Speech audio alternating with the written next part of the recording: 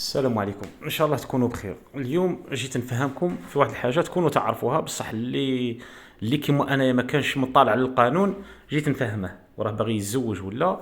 نفهمك يا اخي انه كي تتزوج في حاله ما اذا، انا نتمنى لك التوفيق، في حاله ما اذا ما تفاهمتش مع ديك الزوجه وافترقتوا، هذوك الاولاد اللي انت جبتهم وانت درت العرس باش جاو هذوك الدراري بلا عرس ما كانش دراري وتعبت، ونهار زيادتهم فرحت بيهم وبالك جبت لهم السبوع، جبت لهم خروف ولا جدي ولا داندو ولا فروج وذبحتها لهم وفرحت بيه. اذا ما تفاهمتش مع ديك الزوجه وقدر الله وافترقتوا، رايح تكون انت اخر واحد يشوفهم.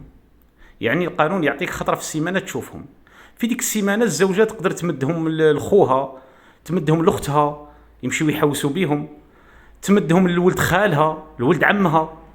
هادو كاع من حقهم يرفدوا ولادك ويمشيو يحوسوا، لخاطر امهم ما عطاتهم لهم.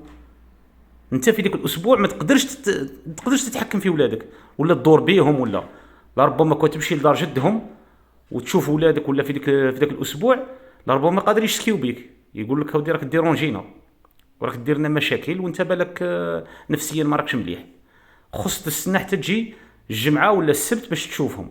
اما الا كانوا نسابك يسكنوا بعاد عليك فغادي تنساهم، ولادك تنساهم، بالخاطر باش تمشي تسافر من مدينه لمدينه باش تشوف ولادك يمدهم لك على 10 تردهم على 5 تاع العشيه، فاكيد تولي ترفد ولدك تديه للقهوه تريح معاه شويه ولا وترده، خاطر يسكن بعيد عليك.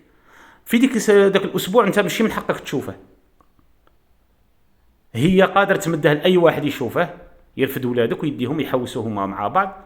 المهم تولي انت اخر واحد يتصل بولاده، ولادك دوك اللي فرحت بيهم وانت اللي كنت معاهم في السبيطار باش زادوا، وانت اللي شفت الطبيب وانت اللي تعبت. اذا ما تفاهمتش انت والزوجه وافترقتوا، رايح تكون انت اخر واحد يشوفهم. هذه الناس ما تكونش ردت لها البال كي تبغي تتزوج، لخاطر شكون فينا احنا الجزائريين اللي كيبغي يتزوج يمشي يقرا قانون الاسره؟ سما يقول لك انت راك ناوي على خلاها من ضربه راك باغي تطلق.